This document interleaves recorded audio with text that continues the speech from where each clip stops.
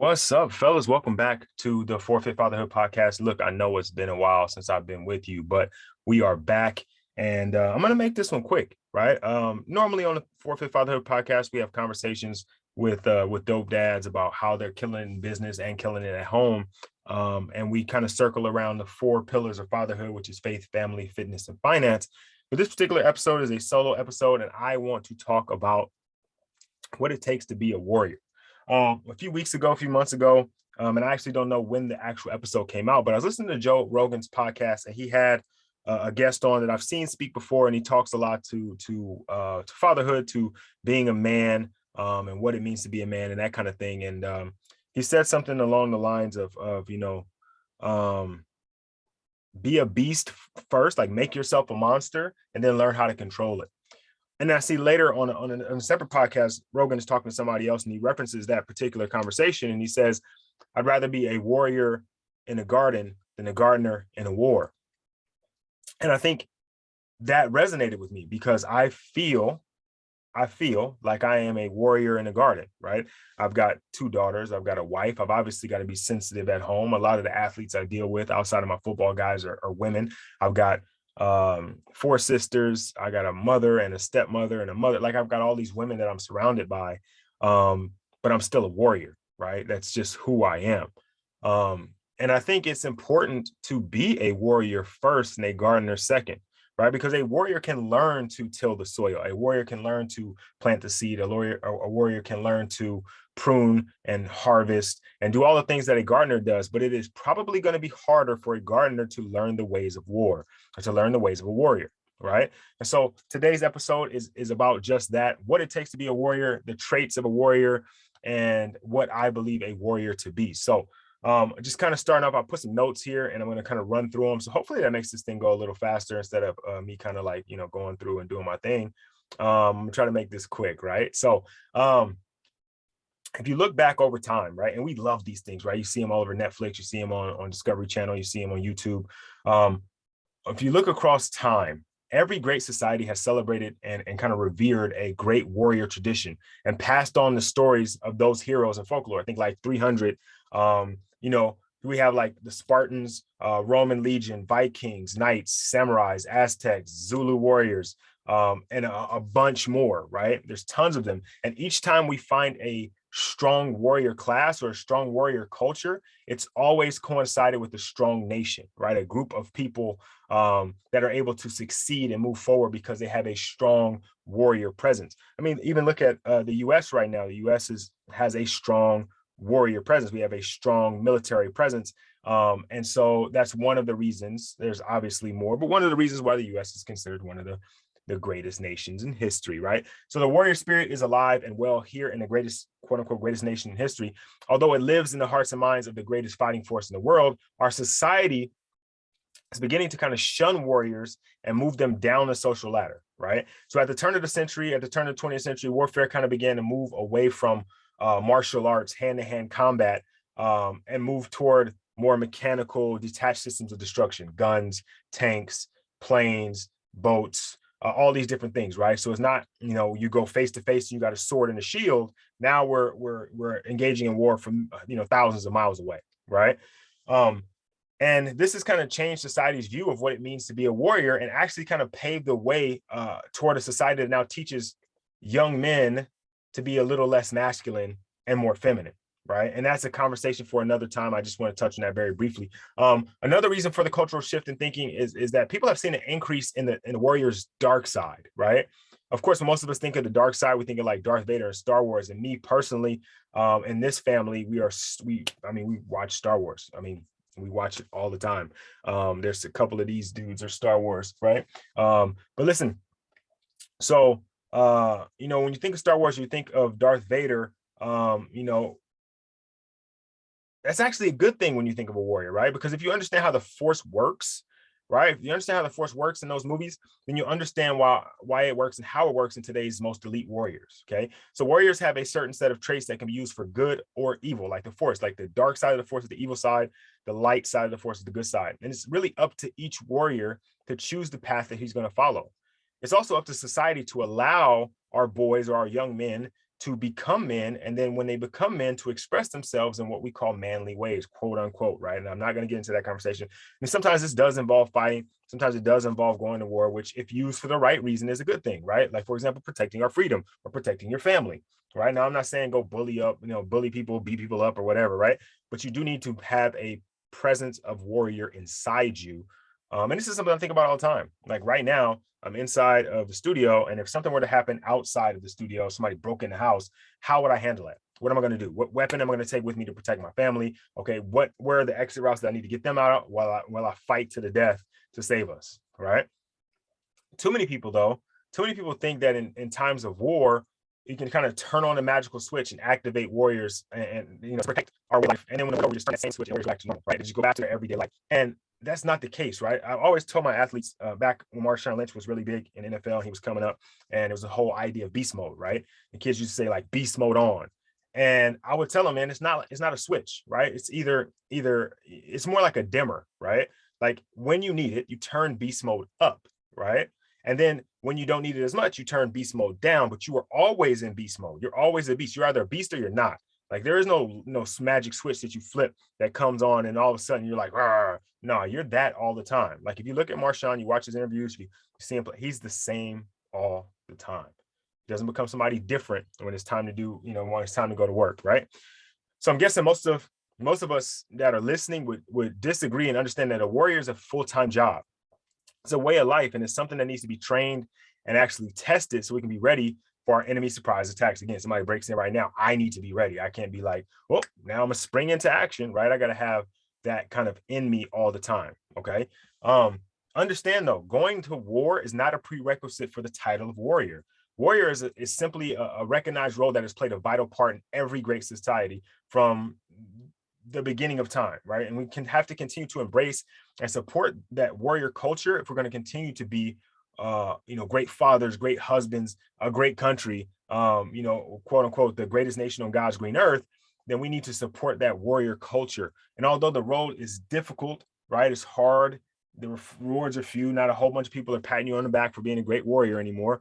There's always a need for true warriors. Okay. So now here are some of the traits of a warrior, and they line up with the traits of a father, right? With the traits of a man, with the traits of a husband, whatever role you're in right now. Obviously, it's a fatherhood podcast, so my assumption is that everybody that's listening is a father. But the traits of a warrior, number one, a warrior's got to be confident, right? This is one of the biggest indicators of success in any combat environment, right? Or any competitive environment, right? If I line up across from an opponent, I can see if someone is confident even before we start, right? Even before the whistle is blown, the ball is snapped. If I look at you and I can see that you aren't confident, I become more confident in me, right?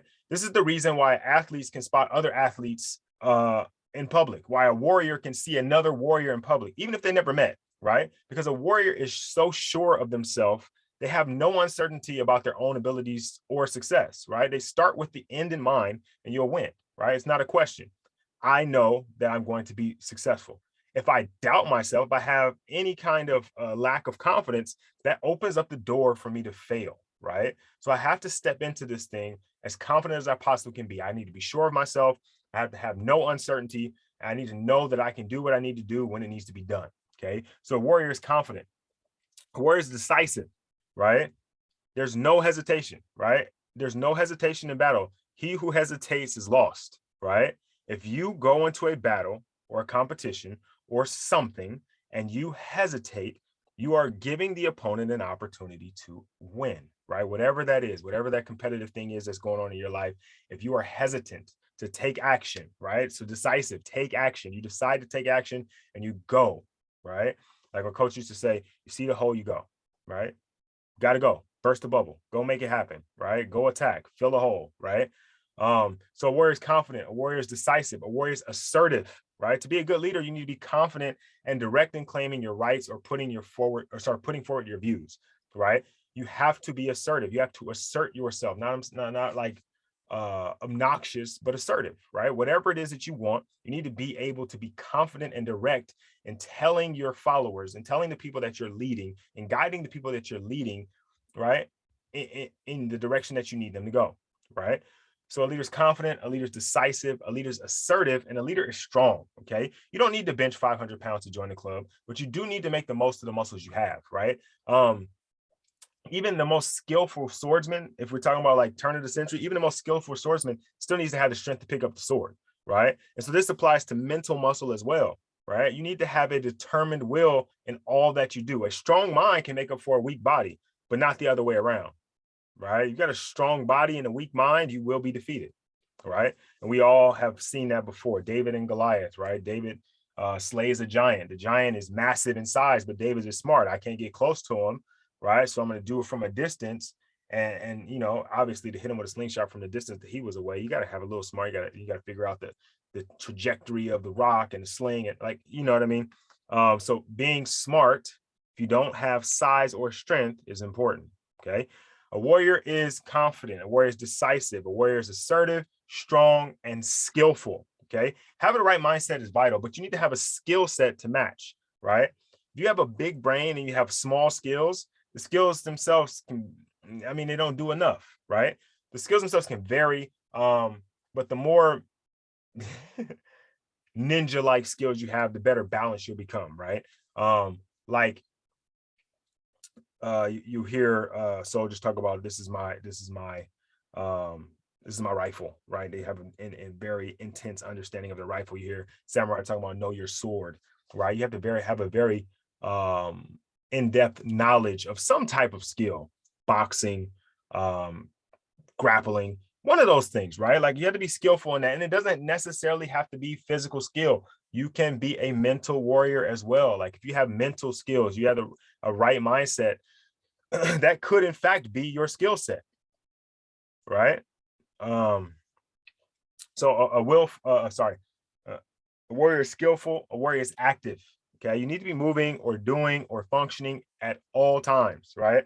Sitting on the couch, slamming beers, being lazy is not a warrior at all. Okay, now there's time for that, right? There's time to chill. There's time to relax at the end of a long day. Everybody wants to chill. When we go on vacation, everybody wants to chill, lay back, kick your feet up, right? But you need to be functioning at all time. Ideas and theories are great, but action is what gets things done, right? So once you've got a plan, you got to execute, right? Nothing happens without execution. So whatever it is you want done, you've got to do it, right? A warrior is aggressive. When most people think about being aggressive, though, they think like about a pit bull with a bad owner, okay? And that can and should be used in combat, but I'm talking about being more forceful, bold, and energetic, right? A pit bull with a good owner, right, has those same vicious skills, right? Can very well attack you, can very well tear you apart and lock jaw, as they say. But he doesn't use those skills. Think about like Bruce Lee, right? Bruce Lee avoided having to have physical altercations if he could, knowing all of the skill that he knew, his ability to just downright kick ass, right? You still want to avoid altercations, right? That is a warrior, but you have the ability to be forceful, bold, and energetic when necessary, right? A warrior is disciplined. Again, kind of going to the same thing. You've got a plan. You're confident you can do it. Now you need to have the discipline to stick to your plan. Okay. Getting up every morning at 4 a.m. so you can go to the gym before work. It absolutely sucks. I get up at 5 a.m. So 4 a.m. is a little earlier. But it sucks, right? But so does being fat and out of shape. That sucks worse, right? Not hitting the snooze button takes discipline, and warriors are disciplined. Okay. You got a plan. You're confident about your plan. You're confident in your ability to do it. Now you have to be disciplined and stick to it, right? Be adaptable, right? Warriors have a friend we call Max Flex. It means we need to be able to adjust quickly to different situations, right? Like we have the ability to be flexible depending on the situation. Being adaptable is actually what allows a species to survive evolution, right? Adaptation is what got fish from the ocean to walking on the ground, if you believe that, right? The way warriors survive in combat is adapting to the ever-changing battlefield. And this goes for you as a husband, as a father, as a man. The battlefield around you is ever evolving. Things are constantly changing. Things are always evolving. How do you adapt and assert and lead and guide and be the man that you need to be, right? A warrior is vigilant. You never know when a balloon will go up, so you have to be ready 24/7. right? You need to see everything that's happening around you and be prepared to react appropriately. Warriors are always prepared and ready. So be vigilant, right? Be patient. A warrior is patient. Having patience means bearing pains or trials calmly and without complaint. Okay. It means manning up, right? I always remember the whiners in my teams that, you know, would complain about how tired they were, how sore they were, how this or how that, right? But guess what? Everybody's cold, everybody's tired, everybody's sore, and complaining doesn't make you any better. Okay. Doesn't make you any better. Doesn't make you less sore. Doesn't make you less tired. Doesn't make you less exhausted. Right. So be patient. Stick to it to the finish line. Right. A warrior is clever. A warrior needs to be mentally quick and resourceful. Okay. When things fall apart, it kind of always happens fast. Like it's like you don't expect it, and all of a sudden things are falling apart. Right. And you need to have the mental prowess to quickly invent a new way to do what you were just trying to do, right? Like you have to figure out how to get it done. Like I'm trying to be the best father I can be. If something happens between me and my wife, that it's going to happen quickly. And then I need to still figure out how to be the best father I can be with my current situation, right? Things rarely go exactly as planned. You need to be smart enough to adapt, which we talked about earlier, being adaptable, right? A warrior is brave, right? A warrior is brave. One of the biggest lessons I'm trying to teach my daughter is what it means to be brave. Like most people, and even some of the dictionaries, you think being brave meant that you weren't afraid, or she thinks that, like, I'm not afraid. That's not being brave. It's actually the opposite of what it means. Being brave, and again, I'm sure you guys have heard this. Being brave means you're afraid, but you do the task in spite of your fears, right? I'm not afraid to ride roller coasters, so me riding one doesn't make me brave, right? But when my daughter, who doesn't really like them, rides a roller coaster, and even though she's afraid, that was a brave move, right? Going out and stepping up and being the man and the father that you need to be, sacrificing some of the things that you love for the people that you love is scary, right? But you still need to do it in spite of your fear. Afraid means you can still operate. Scared means you're frozen. It's okay to be afraid. You don't ever want to be scared, right? A warrior is loyal, okay? A warrior is loyal. Think about it this. An arrow without a tip is just a stick, right? If it doesn't have that blade tip on there, it's just a stick. So a warrior needs direction, and that comes from being faithful to a cause, an idea, or an institution. For you, this could be your family, could be your country or your religion, right? Having loyalty will keep you guided along your path. Just make sure you keep it in balance with the other traits, right?